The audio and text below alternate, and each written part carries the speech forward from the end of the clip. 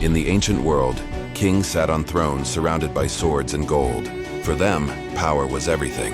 Yet one day, a stranger from Miletus named Thales arrived, without an army, carrying nothing but a wooden staff and a sharp mind. The priest smirked, thinking he would be humiliated. But Thales gazed at the sun, planted his staff into the ground and waited. Slowly, the shadow shifted, and when it became equal in length to the staff, he pointed at the pyramid. With a calm voice, he said, "The pyramid's height is equal to the length of its shadow." The crowd fell silent. The king, long accustomed to believing in magic, suddenly saw another law: logic. After measuring the pyramid in such an astonishing way, Thales became the talk of the land. How could a merchant from Miletus, without Egypt's sacred texts, without magical potions, know the secret guarded by priests for centuries? The nobles grew restless, for the pyramid's height had long been considered a sacred mystery. Only temple guardians had the right to speak of it. Yet Thales showed that through logic and observation, an ordinary human could pierce the secrets of nature. In the marketplace, people whispered. Some were amazed, others fearful. "If lines and shadows can defeat spells, are the gods still in control?" murmured a merchant. The rumor reached the king. Instead of anger, he felt curiosity. He summoned Thales to his palace. In the grand hall with towering pillars, the king glared. "Tell me, Greek," he said, "do you bring knowledge that can rival the power of kings?" Thales gave a faint smile. He knew the wrong answer could mean death, yet he did not falter. Calmly, he replied, "What I reveal is not mine. It belongs to nature. I only read the signs that anyone may see, if they choose to observe." The words shook the palace.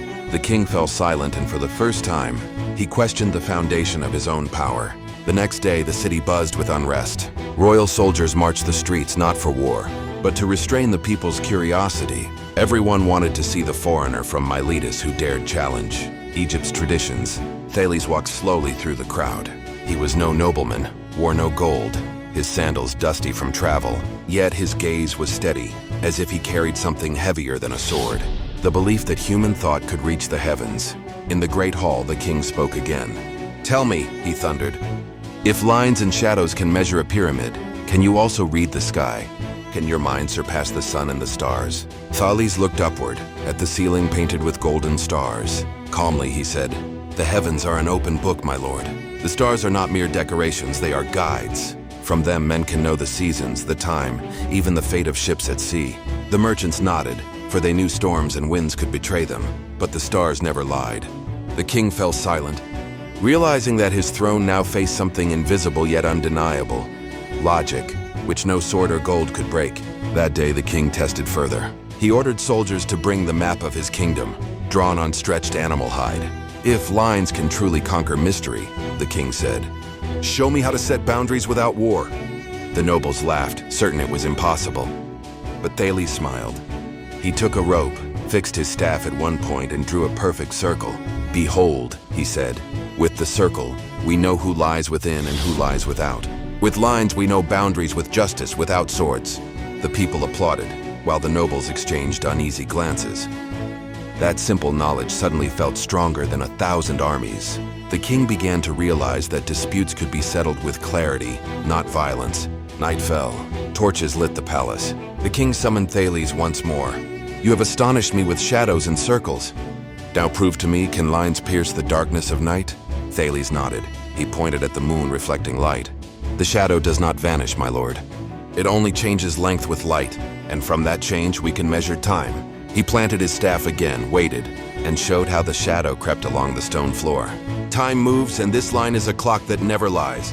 The hall fell silent. The priests, who once controlled the knowledge of time with rituals, now felt displaced by a knowledge simple yet profound. Word of the philosopher from Miletus spread across the city. The marketplace buzzed with tales of how a man without weapons silenced a king. Shadows, lines, triangles. How can they be stronger than swords? The merchants wondered. But sailors knew it was true. The stars determined life and death at sea. The king, ever more intrigued, led Thales into the palace gardens. Pointing at a reflecting pool, he asked, "You can measure shadows, the heavens, and time. But tell me, what is the essence of all these?" Thales bowed and touched the water. "Water is the origin of everything. From it, life arises, and through it, man learns change. Lines and triangles are but ways to understand the order of nature." The king stood in silence. not with shock this time, but reflection. The following day, he led Thales to a tall tower. From its peak, the city and river stretched into the distance. "Behold," said the king, "architects built this for glory. Can your lines and triangles explain its grandeur?" Thales measured with his eyes, then pointed at its shadow on the ground. "My lord, this triangle holds the secret. The tower's height can be known without climbing.